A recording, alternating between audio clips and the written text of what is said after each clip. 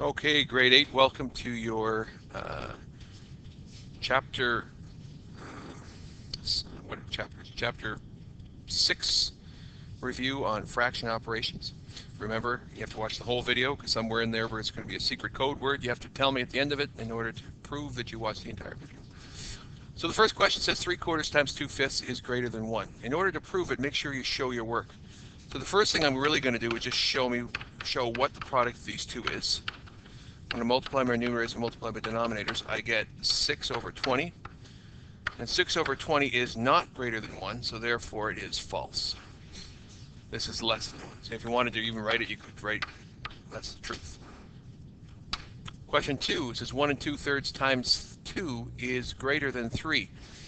So if you're using an algorithm, you're going to change 1 2/3 to 5/3. That's the same thing. And 5/3 multiplied by 2 is the same thing as multiplying it by 2 over 1. Multiply the numerators, multiply the denominators, you get 3 1/3. So this is 3 1/3, and 3 1/3 is greater than 3. So therefore your answer is true. Question 3, the sum of 1/4 and 1/5 is greater than the sum of 1/4 times 3/5. So the first thing I'm going to do is prove what the sum of these two is. I'm going to use my common denominator because I'm adding. 5/20 is equivalent to 1/4. 4/20 is equivalent to 1/5. So the sum of these two is 9/20. Now I have to figure out the product. And if I multiply my numerators, I get 3, and if I multiply my denominators, I get 20. So is 9/20 greater than 3/20? Yes, it is. So your answer is true. Remember, on your actual test, if it's true, false, you have to show why it's true or false. Question 4, half of half is 1. Well, half of half is thought of as being that, which we know since multiplication is the word of. Half times a half is 1/4, so the answer is false. Half plus a half is 1, but not a half times a half. Question 5 says the reciprocal of 3 1/2 is 2/7. Well, in order to see the reciprocal of any mixed fraction, you must examine it as an improper fraction. So 3/2 is really 7/2. 3 1/2 is really 7/2. And the reciprocal of 7/2 is the flip, or 2/7. So the answer is true. Question 6, a good estimation for the, by the way, your code word so far is minion. Minion. But it might change, so keep watching the video. A good estimation for the product of 2/3 and 3/5 is 1. So 2/3 of 3/5 is going to be a fraction or a part of 3/5, right? If I said 1 of 3/5, it's going to be 3/5. But if I say 2/3 of 3/5, I'm actually looking for part of 3/5, which can't be around 1. It has to be less than 3/5, which makes this answer false. Question 7 says 5 3/4 is equal to 27/4. Well, how many quarters are there in 5? There would be 20/4. That's 5. And 3/4, which is 23/4, is this. This is 23/4. And 23/4 does not equal 27/4, so your answer is false. Question 8 says 13/2 is the same thing as 7/2. Well, 13/2 is really 6/2. And that's not the same thing as 7/2, so your answer again is false. Question 9, 2 3/4 divided by a half is 5. Well, 2 3/4 is 11/4 divided by half. Keep your first fraction, change to multiplication, and use the reciprocal as the algorithm for division. If you can cross-reduce, you should do so. If you didn't, you're going to get 22 over 4. But if you do cross-reduce, you get 1 over 2. You get 11 over 2, which is 5/2. This is going to be 5 2/4, which is still 5/2. So regardless of how you do it, it's 5/2. So a good estimation. Oh, sorry, I did calculation. Oops. For estimation, you think $2.75. My fault. Divided into piles of 50 cents. I could make 5 piles and a bit. So your answer is true. Good estimation is 5.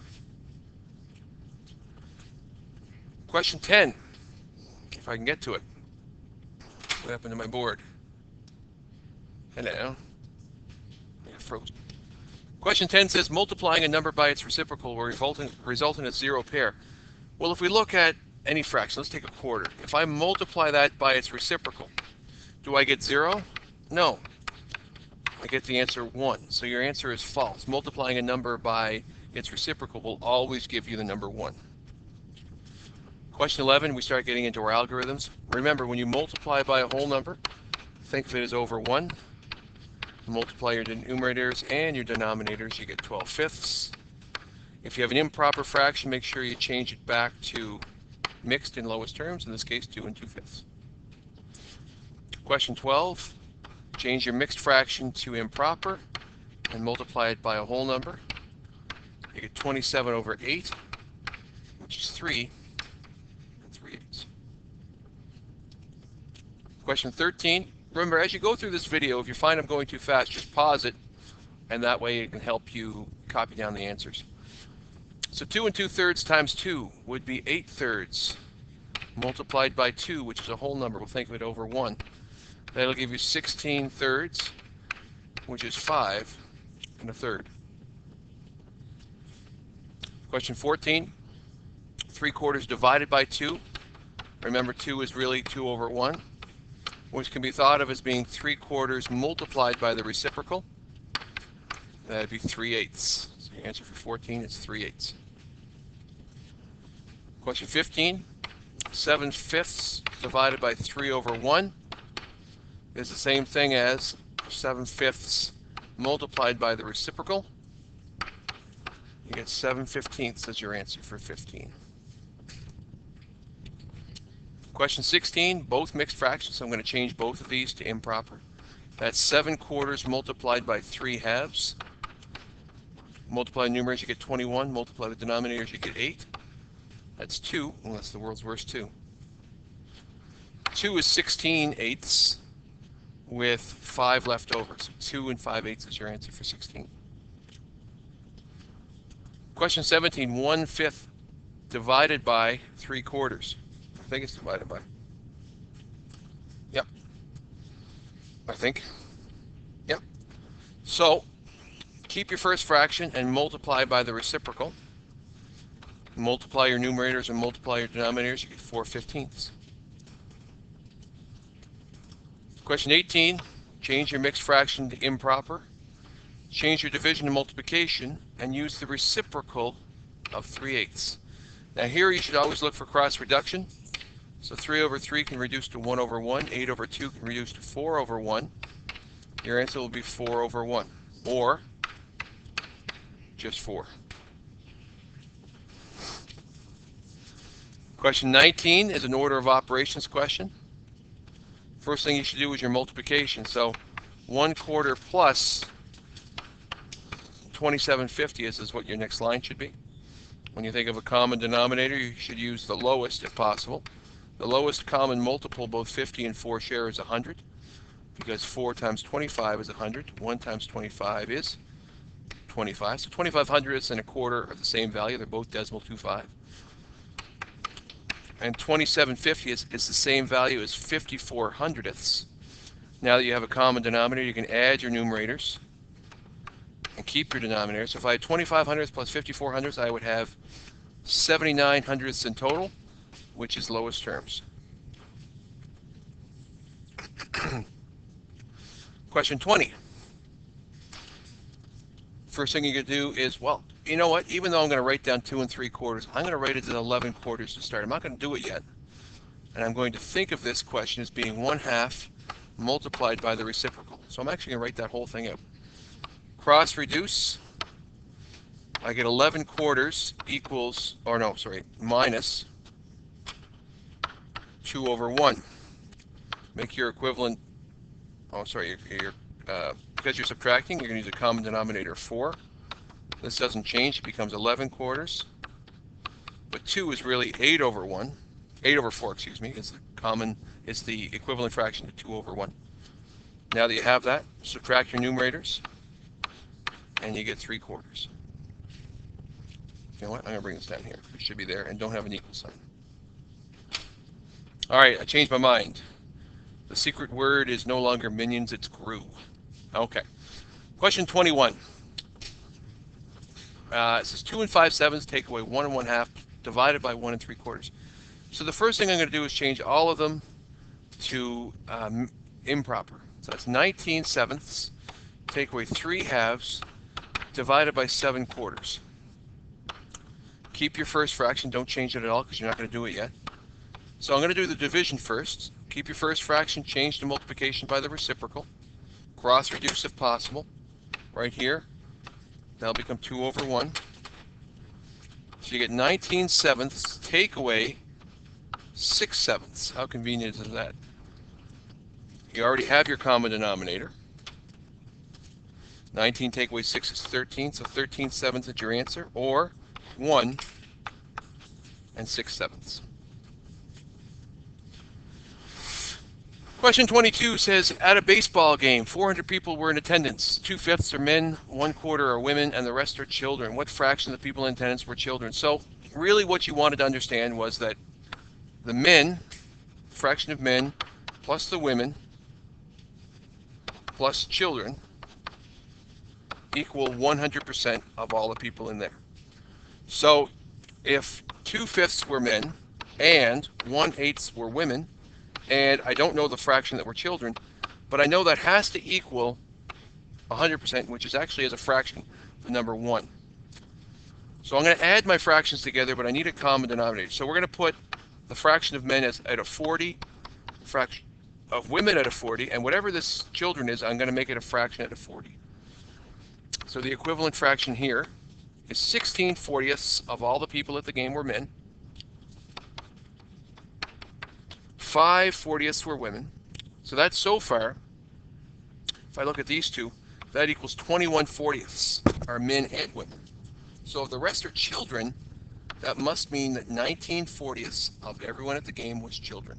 Just under half of them were children. Okay? And that's your answer for the first part. Okay?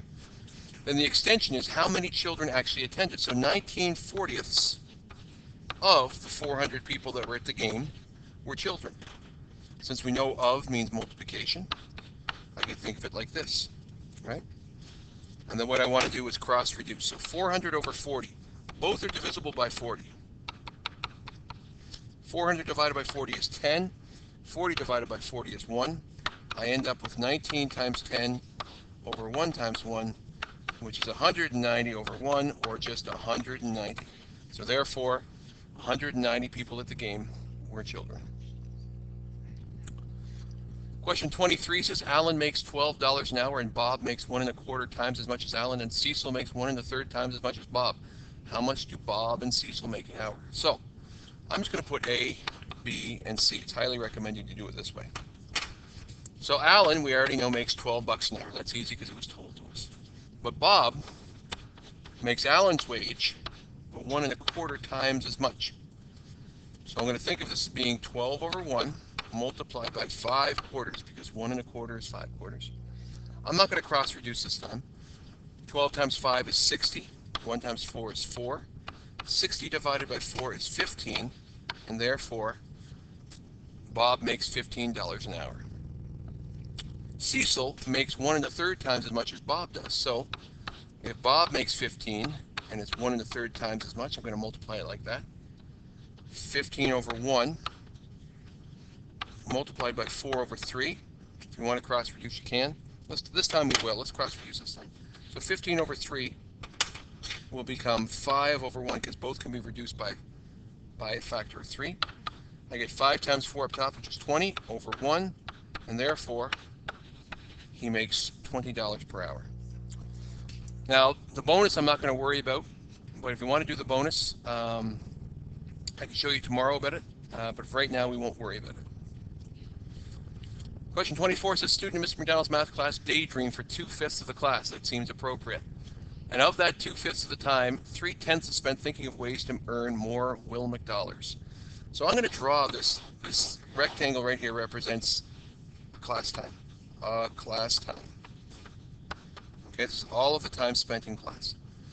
So if we think of this as being fifths, Then right in here, this is Daydream. Right? I'm going to clone that.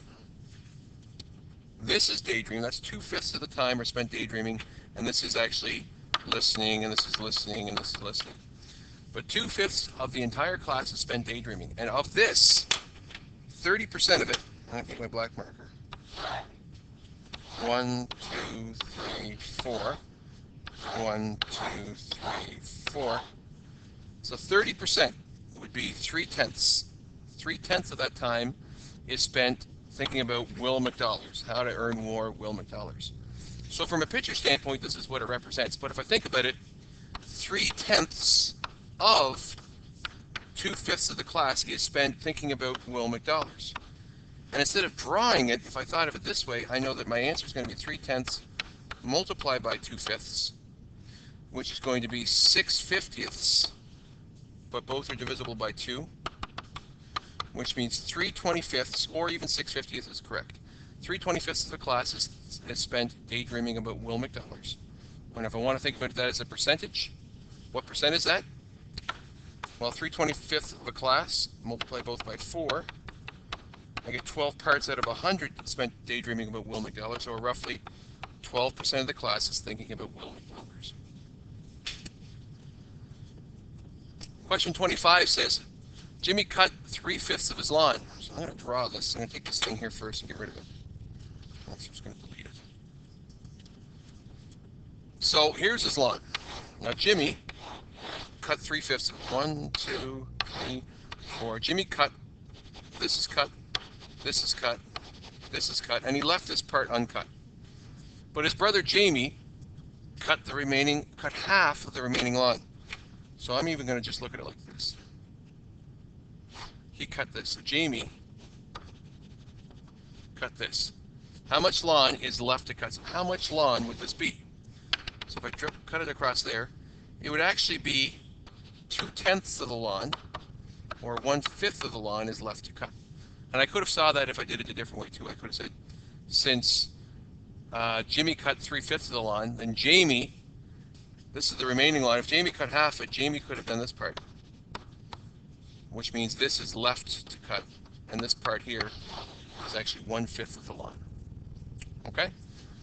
So there is one more part. So for those people that are in my large group math class, I have one more question I want you to do now, and I never told you about it, but since you're watching the whole video, I would like you to do this one right here.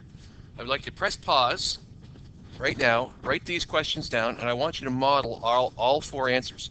So tomorrow, I expect you to come in with the secret word, which you already know, and I would like you to come back with these 4 questions modeled, okay? Because you watched the whole video, you're not skipping any parts of it, you know this is expected. So press pause, do the modeling, and bring it in tomorrow. Okay, here are your answers. The first question says 3/5 times 4. So to model it, I want to draw 3/5. And then what I'm going to do, I have the board, you don't. I'm going to quadruple it. So there's 2 of them, there's 3 of them, there's 4 of them. That's what it looks like. So if I had 3/5 and I quadruple it, how many fifths do I really have? I have 12/5, which is 2, and 2/5 is an answer. But I need to see this drawing right here. The next one, 3/4 of 1/5. I have to draw a fifth. There's a fifth. I get to have 3/4 of that. So I'm going to cut it into quarters. I'm going to put a check mark here, here, and here. That's 3/4 of 1/5. My denominator was 5, but now it's 20. And I have 1, 2, 3 parts. So your answer is 3 parts out of 20. 3/4 divided in half. So I have 3/4 of a chocolate bar left. I have to share it between 2 people. So there's 3/4 divided between myself and my lovely wife. How much do each of us get? Well, we used to have 4 parts, now it's 8 parts. And I get 3/8, and she gets 3/8 of a chocolate bar. And the last one is your area model, 1 3/4 times 1 1/3. So we want to draw an area model for mixed fractions whenever you multiply mixed fractions. So the distance from here to here, we're going to make 1. And the distance from here to here, we're going to make 3/4. The distance from here to here, we'll make 1. And from here to here, 1/3. So inside this, this is going to represent 1 times 1. This is 3/4 times 1. This is 1/3 times 1. And this is 1/3 multiplied by 3/4. Okay? So altogether we'll have 1 3/4